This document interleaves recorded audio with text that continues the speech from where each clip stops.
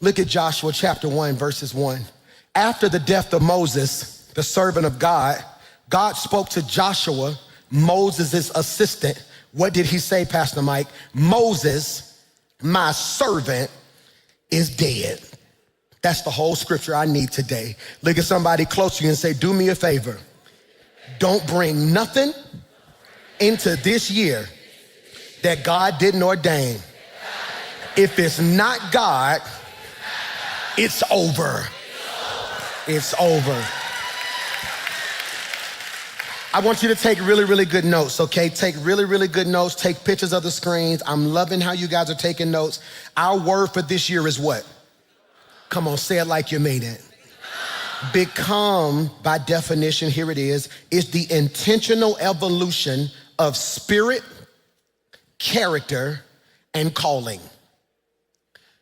Pastor Mike Jr.'s definition of become for our church is the intentional evolution of spirit, character, and calling. Now, what's one of the most beautiful words in that whole sentence? Intentional. It is intentional. I pray 3 of you can receive this. This is not a season of randomness. This is not the season to be random and think you're gonna bump into a blessing, that you're gonna learn through osmosis, that you're gonna get better because you got older. The devil is a liar. This will be the year of my life where I am intentional. I am intentional about how I read the word, intentional about what I feed my spirit. Can't look at everything, can't listen to everything. I am intentional about, another beautiful word, the evolution of my spirit, character, calling. Throughout the years and throughout science, we see evolution. You see this transformation of a caterpillar that becomes a what? Butterfly. I'll never forget in the first grade, Miss McGrew's class at Central Park Elementary, Miss McGrew was teaching us about giraffes. And it's just, to this day, it's still the most vivid memory I've ever had. She said, Michael, what were giraffes? And I was like, they got long necks. And she was like, how did they get long necks, Michael? I said, they was born that way. And everybody bust out laughing. I was the class clown. And I never forget, she looked at me and said, did you know that giraffes had short necks like horses, but they ran out of food and had to evolve? I wanna ask you a question.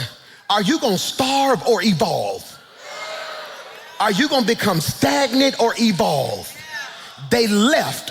Are you gonna stay stuck in the memory of what was, or is this your season of evolution?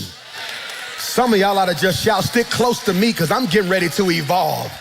It's so much more in me than you see. Become is the intentional evolution of spirit, character, and calling. That is so important. It is the journey from who you have been to who God already sees.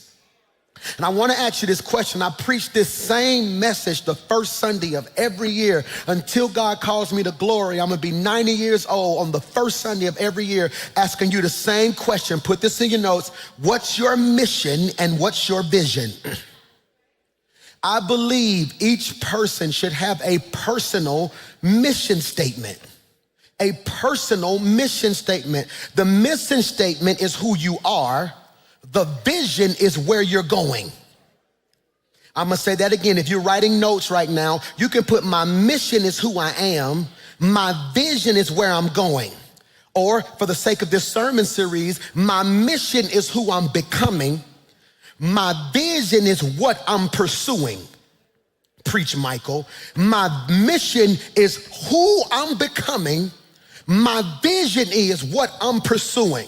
Pastor Mike, what's your mission? You know it, don't even realize you know it. It's to love God, love people, make a difference. Every morning I wake up, that's my mission. That's my life's mission. I'm gonna give God my whole heart to the best of my ability. I'm going to love people to the best of my ability. Give you the shirt off my back. I love going to doctor's visits. Every time I've ever walked in a doctor's visit with somebody who was sick or battling for their life, the nurses come in the hallway and say, can you come back up here more often? They just smile and they ain't been in good spirit. I love making people people smile. I love standing before you and giving you a word, that aha moment. I love when I'm teaching, then out of nowhere, I can see the light click. And you be like, I'm like, yeah, that's what I love. God, I love people to my core. I love people, and my mission is to make a difference, not to make money, not to be famous, not to be popular, not to be a celebrity, not to be the biggest pastor in the city. I just want to make a difference. I want, when God calls me home, I want testimonies being told of how that man made a difference in my life. That man made a difference in my life. That's my mission. The mission is what? Who you are, but the vision is what you're pursuing. Mission is who you're going to become. Your vision is what you're pursuing. See, the reason I need you to identify your mission is because too many people fail year to year because you're so caught up on what you're trying to get instead of who you need to become. And see, if your whole life is about what you're trying to get, once you get it, it's going to change you because you never discovered who you were. And the reason people can't figure you out is because you ain't got it. But you walk like you got it because you know who you are. And I'm telling you, if you become before you pursue, when you pursue, it won't change you because you already know who you are. That's why with or without money, I can walk in the wrong bowl. That's why you ain't the boss, but everybody asks you questions like you are the boss, because the way you carry yourself say you know what you're doing. That's why folks see you and judge you and have an attitude with you, then get to know you and end up apologizing to you because they mistake your boldness for arrogance. I'm not arrogant, I'm not mean, I'm not nasty, but you ain't gonna convince me I am not what God called me. I'm preaching to three folk in here who can testify I may not have what I want yet, but I am becoming who God called me to be right now. What's the mission? What's the mission? I need you this week to pray and say, God, what's my mission? Let me say that better, because you don't know your mission if you can't provide a mission statement. You want to hear my mission statement? I, Michael McClure, choose to love God, love people, make a difference. At the core, everything I pursue is driven, say that better, Michael. Everything I pursue is filtered through my mission. Did you catch that? If it don't match my mission, I can't do it. That's why certain decisions ain't even hard for me. I can tell you right now the answer to that's gonna be no. Why? It don't fit the mission. But it's paying so-and-so, that's cool. Making money ain't my mission. Making the difference is, which is why there will be certain seasons of my life where I don't get paid for what I do. But I know I may not get what you gonna give me, but if I stay true to who God called me, what God gonna give me is greater than what you could have gave me. Am I preaching to anybody? Mission is what you do. Vision is who you're becoming. I need you to catch this now. Why, PMJ? You don't abandon mission to chase vision. You fulfill vision by staying faithful to the mission. That's why today's text is so important, because in Joshua chapter 1, it's on the screen. It says, after the death of Moses, the servant of God, God spoke to Joshua. We got to pause right there. That's enough to have church. After the death of Moses, servant of God, God spoke to Joshua. That's enough to have church right there. I'm gonna say it again. After the death of Moses, servant of God, God spoke to Joshua. Y'all looking at me like I want to shout. I just don't know why I should be shouting right there. Because up until now, God only spoke to Moses. Up until now, God would speak to Moses, then Moses would talk to Joshua. Now God is saying, my season for talking to Moses is over. It's my time to talk to you direct. Some of you finna be in an awkward season because you're so used to having prayer partners and praise partners. God said this might be the season where you gotta be alone so God can talk to you for himself. I don't need confirmation when I talk to the confirmer. Did you hear what I just said? He says, Joshua, after the death of Moses, it's right there on your screen, God spoke to Joshua and said, Moses, my servant, is dead. Please put this in your notes. God makes it very clear to him before he gives him his assignment. God makes it very clear to him before he gives him the assignment. I need you to catch this. Joshua is tripping. Joshua is hurting. He needs affirmation. What Joshua needs right now is for God to send an angel to him and say, Joshua, it's going to be okay. Let me explain to you why God had to do it. But I need to free you. Please put this in your notes. There are moments when God will not explain your loss. He will just simply acknowledge it. Many of you are stuck because you're waiting on God to give you an explanation. God said, I don't explain dead stuff. I move on from them. You're so busy trying to ask God why when God is waiting on you to ask him what next. Michael, no, God is telling Joshua, are y'all listening to your boy? That chapter is dead. I want to say that better. The chapter of your life with Moses is closed. You can keep reading it, but I'm on chapter 12. I want you to catch this. I love what Henry Cloud says in Necessary Endings. This may be worth writing. He says in Necessary Endings, the inability to end something that is over is the number one reason people stay stuck.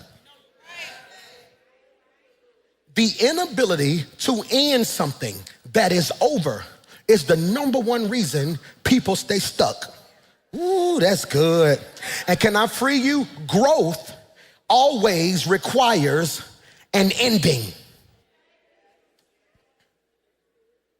I want you to be careful what you say out your mouth this week.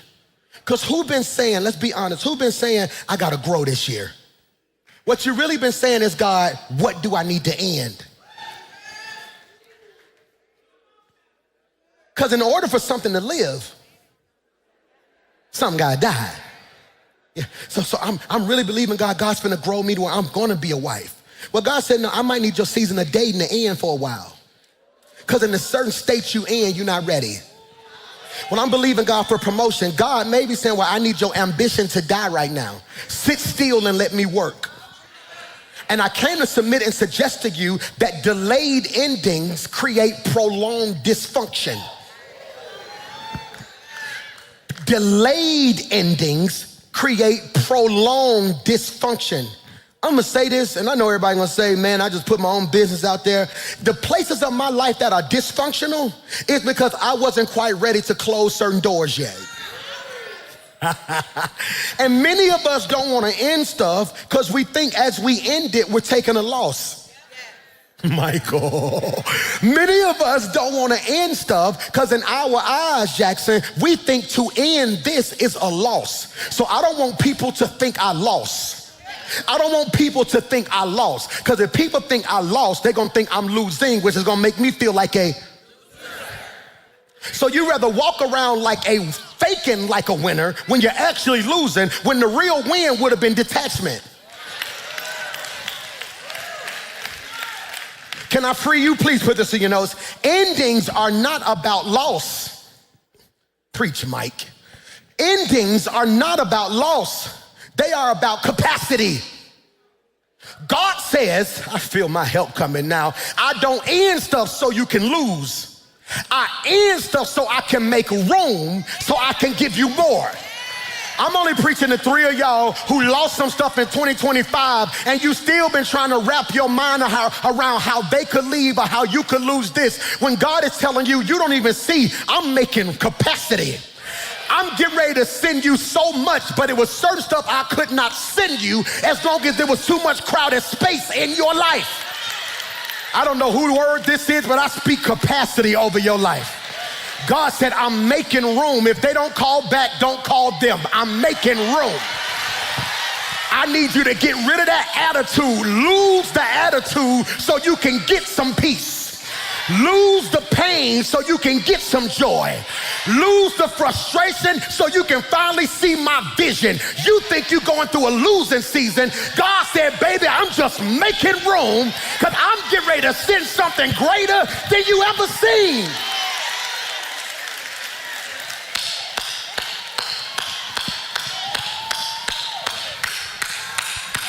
It's called capacity.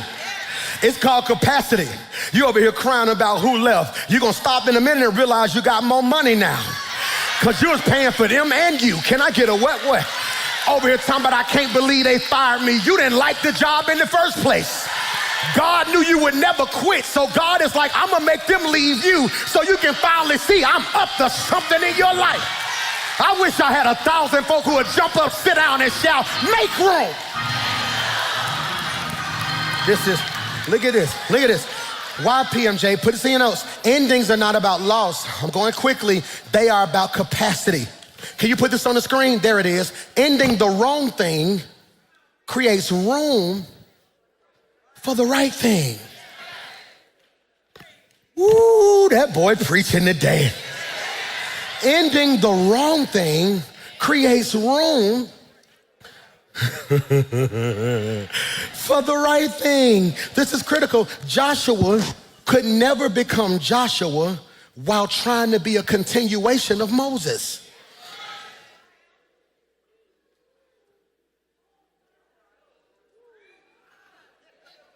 Joshua couldn't be Joshua long as he was running behind Moses.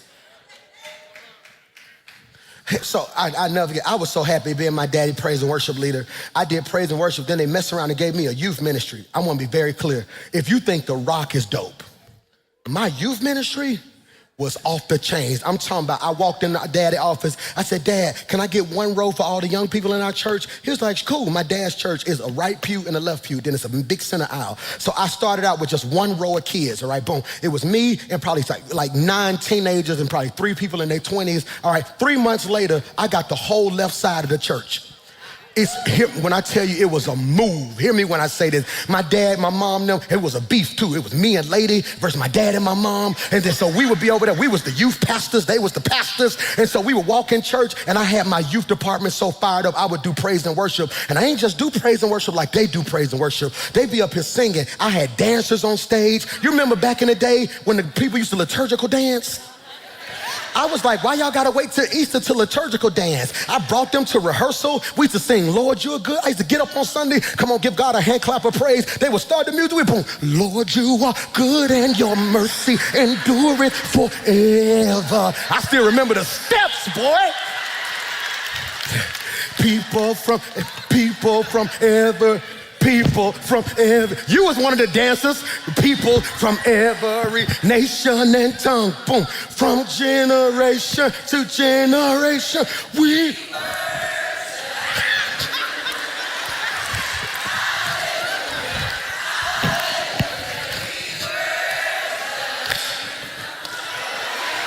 Oh my God, I just bodied that, didn't I? But think about that. You got me, I'm singing doing it. Then the dancers doing it. Then there's 300 teens on the pews just jumping. Now the parents trying to come to church to see where their kids at. So now the parents jumping. So then I come to my dad and I say, Dad, I think the Lord's calling me to start a church. My dad never said, no, I need you to be my youth guy. He understood I would never be me. Go to the next slide. Because you don't understand, sometimes it calls for a season of detachment. Preacher Mike. I want to free you. Becoming, can you put that in your notes? Demanded separation.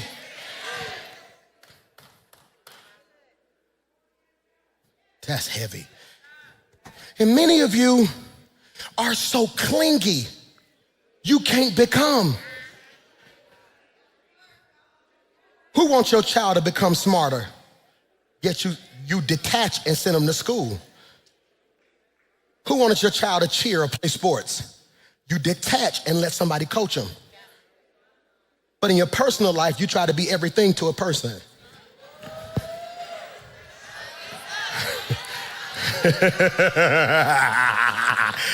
Because what we do is when we lose somebody, we make them the devil.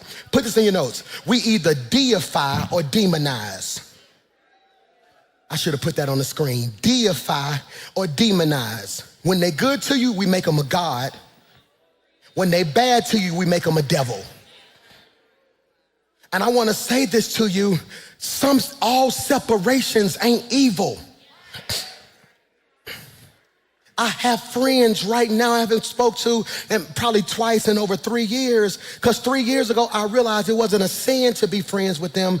They just made the parts of me that were dysfunctional comfortable. Jesus Christ, that was good. There are certain friends in my life I had to detach from because they made the parts of me that were dysfunctional comfortable. It ain't a sin to be with them. We didn't do nothing sinful. They just made it comfortable for me to complain. They made it comfortable for me to never deal with my weight. They made it comfortable for me to be the version of me that I didn't need to be. So I had to be honest and say, hey man, I love y'all. You may not hear from me as much. I'm just working on me in some areas. And if they really love you, they respect it. Only people who like the dysfunctional you make you feel guilty for trying to be a better version of you.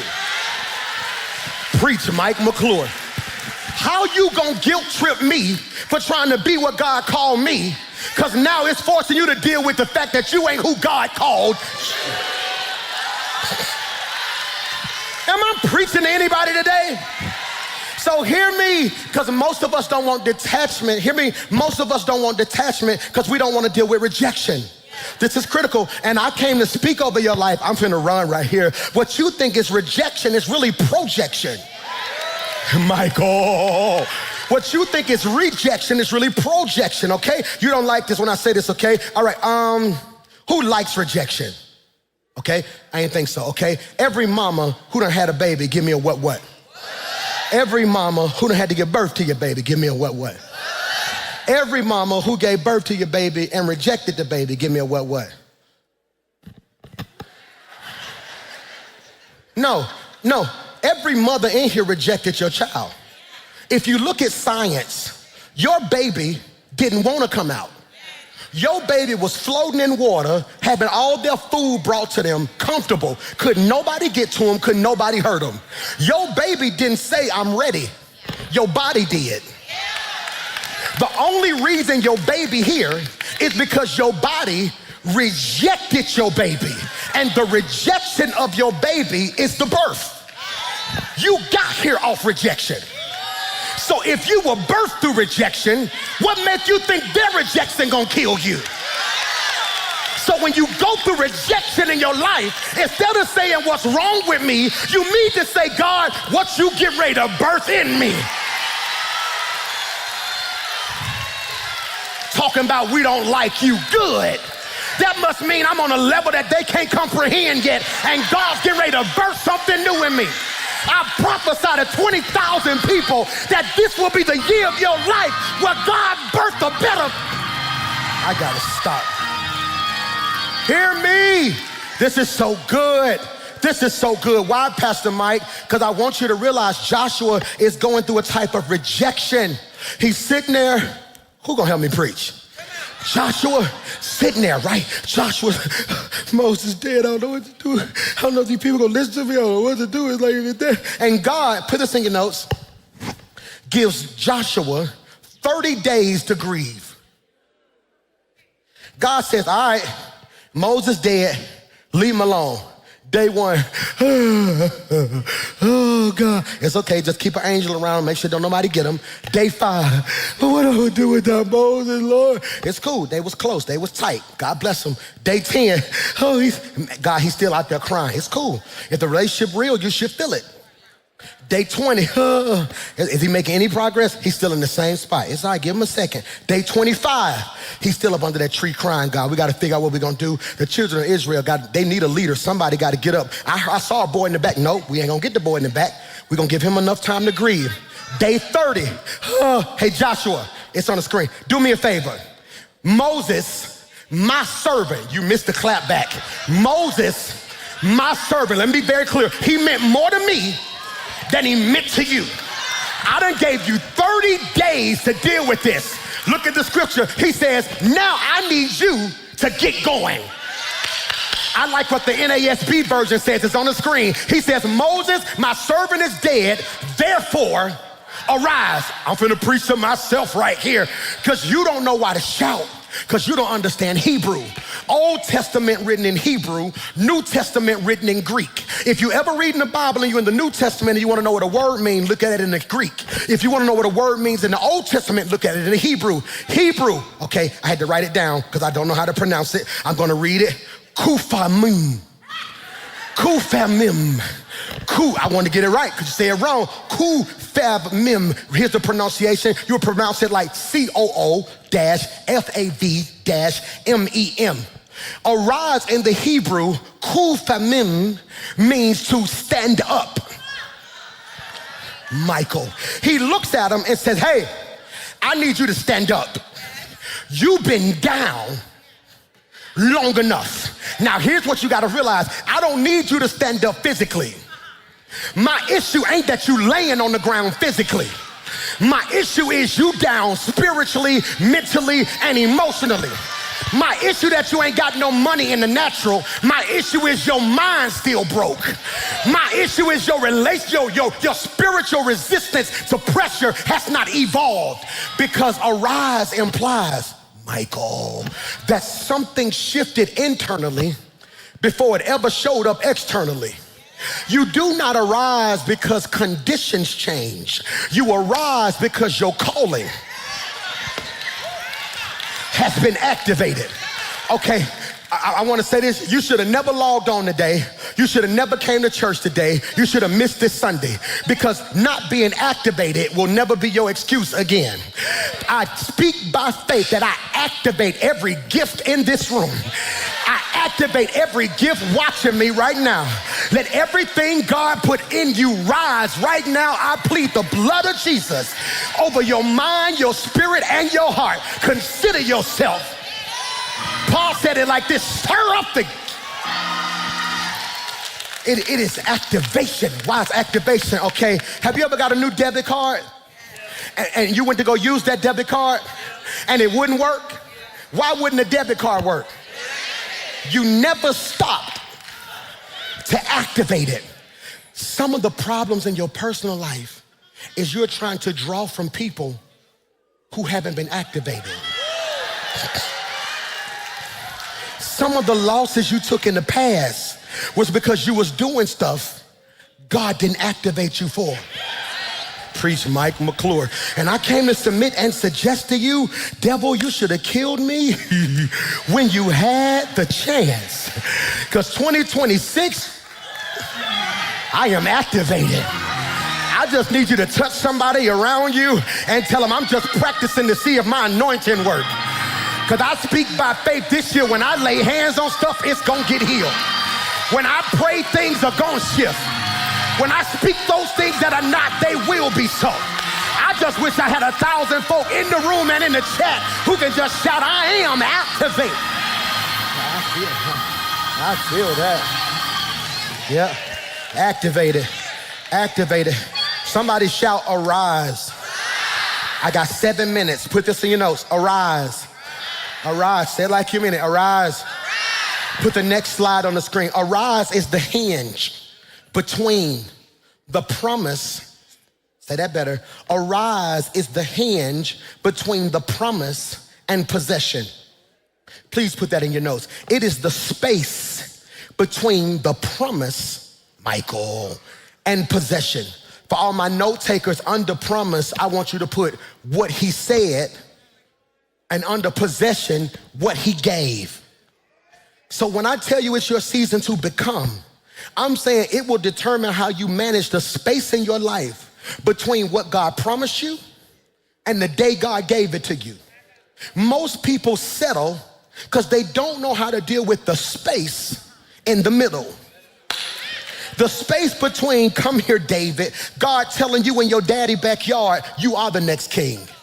But then he leaves you in the backyard, don't give you a crown, no security, and you still ain't nothing to your family, because it's a space between him prophesying it and it manifesting. And some of y'all gotta be careful, because there are people who will love you when it's prophesied, then kill you when it manifests. Folk don't mind being your friend when we all shouting about what we gon' get. It's hard to be your friend when you get it before me. Michael, hear me when I say this, and I'm telling you, this is your season to assume responsibility. Assume responsibility. Assume responsibility. I'm 41, that means my parents in their 60s, yada, yada, yada. So this whole year of my life is assuming responsibility. Where you want to be at in 3 years, mama? Where you want to be at in 3 years, daddy? What you looking for? What you doing with this? I'm finna be what you finally raised me to be. Y'all set me down as a young boy, had me sitting in counseling meetings, had me sitting in this. Y'all would tell me, now it's here. So what you want? No, we're not gonna do that, we're gonna do this, we're gonna move this, we're gonna move that, we're gonna do this. What you want, mama? What's your ultimate dream? How do we get there? Let's go ahead and put this up right so. Baby brother, what you wanna do? What's in your heart? Okay, boom, boom, boom. I believe in my soul, my brother, author. When he preach, you can hear books, can't you? You can hear it. So no, this year we setting that up. Let's do so-and-so, so-and-so, so-and-so, so-and-so, so-and-so, so-and-so. I'm in book deals right now that they don't even know, and they already know part of the prerequisite for my book deal. They don't agree. I got 4 of the major top book publishers in the world fighting over my book. We finally came down to the top 1, and so-and-so, so-and-so, they super excited. They have no clue before I sign that paper. Yeah, that's cool. Yeah, but what about him?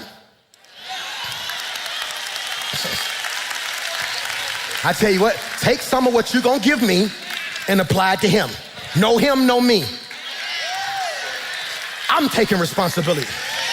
My sister's not married yet, so I'm her husband now. So what we doing, Leak? How we doing so-and-so? I want my sister so-and-so. No man gonna be able to so-and-so, so-and-so. You know who your brother is, right? So we gonna do X, Y, Z. We moving so-and-so over here, so-and-so, so-and-so. I'm planning the next 21 days a family meeting to figure out what we gonna do, so-and-so, so-and-so. Here's what I need from y'all. Y'all know I'm insecure. Y'all know I got anxiety. So when this happens, if y'all don't mind, just reach out and tell me so-and-so, so-and-so. Come sit over here and just look at me certain days so I can feel better about so-and-so, so-and-so. All right, y'all ready? Put your hands in, and that's what it's gonna take. My mama got an attitude with me yesterday. I sent a little voice message, mama, you gonna do so-and-so, so-and-so. She gonna lead a family group text. Guess what D did? Put her butt right back in the good.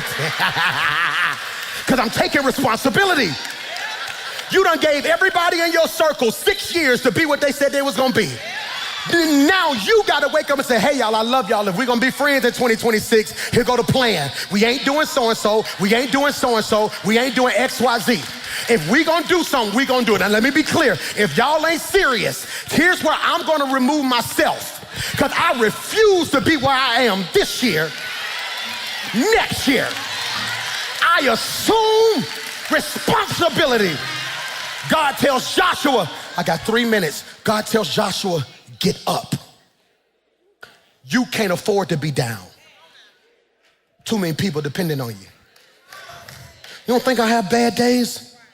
Baby girl, you don't think I had days when depression hit me? I done caught more hell in the last 20 days than I done caught all year. Every time I turn around, it's something about me. Did you hear this? Boom, boom. I can't believe he said this. Boom. Do you see this? Boom. Stuff being screenshotted, and every now and then, even when people mean well, when they say they love me, they making me aware of stuff I didn't even know about. So now I've been just sitting there, and the old me would have sunk. The old me, my mama would have had to come sit on the couch. The old me, the whole staff, they don't think I used to know this. They knew me so well, they would just take me out to eat, and they would be around me so much so I would never think, because I'm anointed, but I'm also human. Stuff hurts your feelings. Stuff will have you questioning your identity. It don't no more though. See, because now I know who I am before I do. I am not a human doing, I am a human being. And so now I'm trying to get you to realize this in your life. It's time for you to arise. And the first thing Moses represents, 3 minutes, okay? 3 minutes. The first thing Moses represents is dead strategies. This is my first of the year sermon every year. Dead strategies. Dead strategies. Why is that important, PMJ? Moses represents an expired strategy. Watch this. What Moses did helped get the people out of Egypt, but it wouldn't get the Egypt out of people. Can I make it hood? You can take a person, but you can't take the...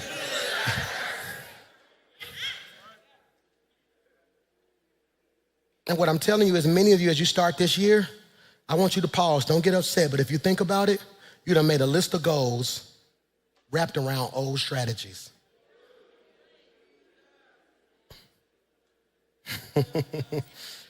Now keep in mind, I said he represents dead strategies, not failed strategies. I want to be very clear. Moses, what he did worked. Problem is, what delivered you may not develop you.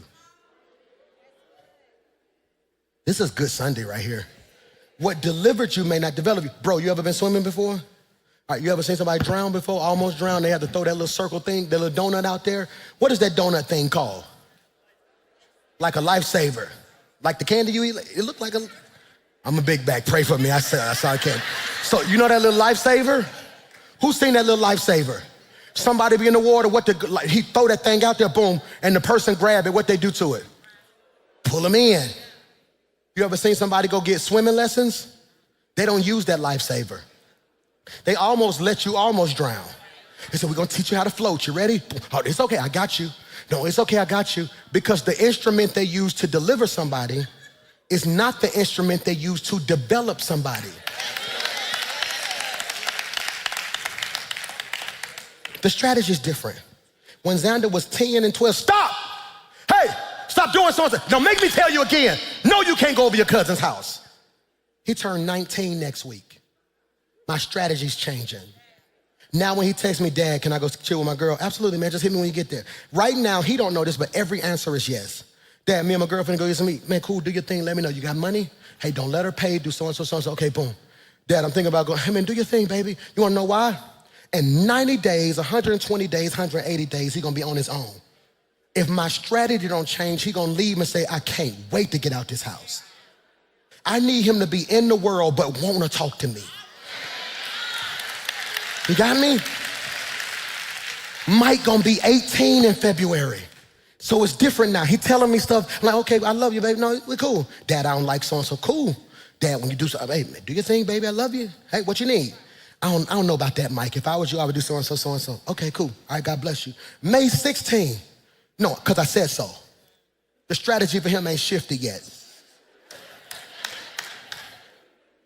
It ain't shifted yet. Because I can't apply what works for him to them. Well, they close in age, no, he's not gonna grow up fast. I can give immaturity mature access. Can't do that.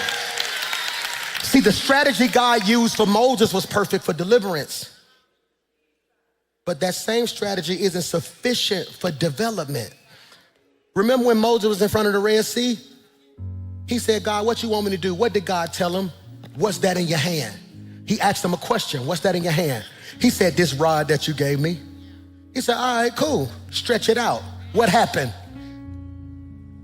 The Red Sea parted. Remember, Joshua is in front of the Jordan River. He's like, God, what we gonna do? I don't have Moses' strategy. God says, but you got the Ark of the Covenant. So he had his leaders grab the Ark of the Covenant and step in the water. And what happened? Same result, different. You better stop mimicking what people do and ask God, is that what he want you to do? Just because it worked for them don't mean it's anointed to work for dead strategies. Let me pause and parenthetically digress and give you this word right here. Just because it was a dead strategy does not mean Moses was evil. His time was just up. Time was just up. I just filmed a TV show. They wanted me to host this celebration for Dr. Martin Luther King on television, and they brought the whole television crew to Birmingham, Alabama. They filmed it at the Civil Rights Institute, and so I had to spend a whole day hosting. Like, we'll be right back after this, just all this other stuff. And I'm walking through the whole Civil Rights Institute, and it was so crazy. I worked so much, I had kind of forgot my granddaddy passed. And I know that sounds weird, but you work so much sometimes. And I'm standing here and I'm looking at a picture and I can literally see my granddaddy in the picture. I'm like, yeah, that's my granddaddy right there. And literally, you know what I said? I said, I'm gonna get him down here. He gonna love stuff. And literally went to pick up my phone. It was like, oh my God. And I'm just looking through everything they did for us. How they marched, how they lived. And as incredible as my granddaddy and Abernathy and Shuttlesworth and Woods and King was, if they were all here right now, that strategy wouldn't work. We're not united. It was easier to boycott then. We all had to live in one neighborhood. Now you're gonna sit back and say, hey boy, I ain't in Ansley, I'm in Hoover. We see what happened to other countries and we don't even bat an eye because I'm good over here. Well, I'm black, well, I'm white. And God is like, y'all gonna adopt that same mentality? See, deliverance removes external bondages. Development confronts internal bondages. What I'm telling you right now is you free externally. It's the stuff you need God to heal you from internally. Dead strategies. Number 2, dead, next slide, seasons.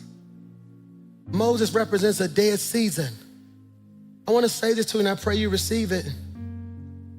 The greatest enemy, the greatest trick or the greatest weapon that the enemy uses to stall us is unprocessed grief. He have us hurt for so long, we don't know how to move forward. Unprocessed grief. Bro, can I tell you something the Lord had me do in 2025? Feel it. I ain't even try to fake it. Let me free you. There are some things in your life you're gonna have to feel. Oh, that hurt. Who remember when I told y'all, I'm gonna see if y'all really be listening to me. I told y'all in November, hey y'all, I'm gonna take a day and just cry. Who remember that? Who cried? Did anybody else take a cry day? I took my day. I got in that little truck of mine and started playing music and just riding. Went through Central Park, sat in that parking lot for a minute, rolled by 15, boom, flew here. And before I know, I was just crying. I done been through so much. And I have to be strong. I feel like I have to always perform. Hey, how you doing, man? I'm good, boy. How you, man? What's up, boy? Pastor Mike, what up, boy? But in my heart, I just be like, somebody give me a hug. Please. And I sat in that car and I started processing. I got a note in my phone. You might want to adopt this. When stuff happened to me during the year, I got this one note. I call it the pain list. But technically, if you look at my phone, it's called the grocery list. But that's what I call it, the grocery list. So boom, and I put in that joint and I just went down the line. 1, boom, so-and-so left, So, and I just started thinking about it.